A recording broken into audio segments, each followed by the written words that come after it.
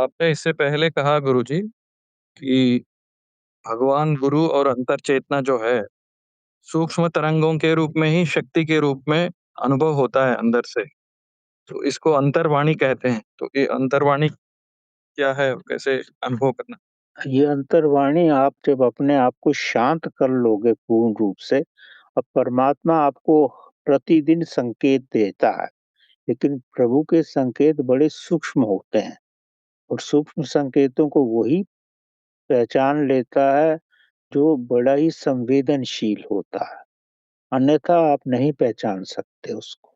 अब मैं एक छोटा-सा उदाहरण देता हूँ आपको, जो कुत्ता होता है ना, वो बड़ा संवेदनशील होता है, तो उसको पहचान जल्दी होने लगती है।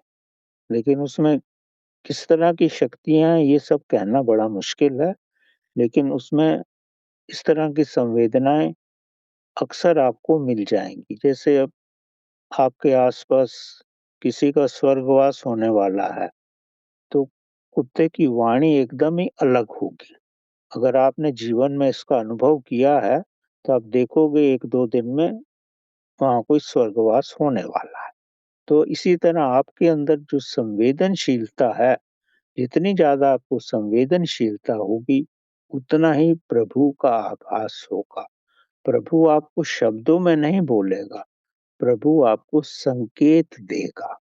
उस संकेत को किस रूप में आप उसको ग्रहण करते हो, वो आपकी क्षमता पर है।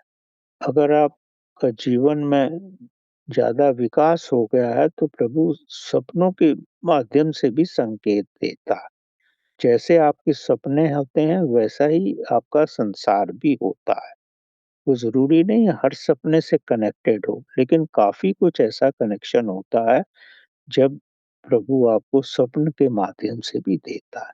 ये भी पूर्ण बड़ा विज्ञान है इसका भी, लेकिन वो ऐसा कोई 100% ट्रू नहीं है, लेकिन काफ़ी कुछ इसमें आपको आभास हो जाता है।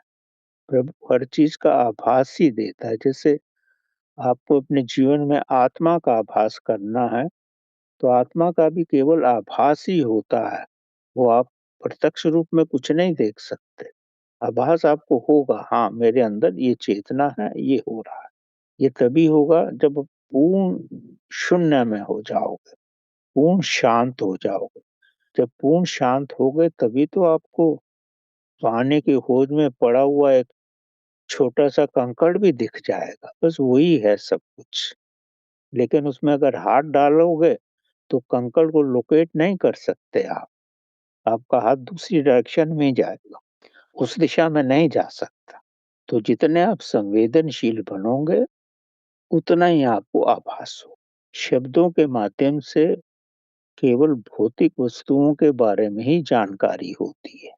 जो भीतरी जानकारी है, अंदर की जानकारी, क्योंकि कुछ कुछ भी जो आपके अगर आपके अंदर कोई बीमारी भी प्रारंभ हुई है, तो वो भी कई महीने पहले से प्रारंभ हो गई है। सरफेस पे आते हुए बहुत समय लगता है, लेकिन उसकी जो शुरुआत हुई है, वो हो सकता है साल 2 साल पहले हो या इससे पहले भी हो सकती है। लेकिन सरफेस में आने में समय लगता है। तो परमात्मा वो सूक्ष्म रूप है, जो आपको संकेत देता है, लेकिन हम संकेतों को उस पे ध्यान नहीं देते हम, क्योंकि हम इतने संवेदनशील नहीं।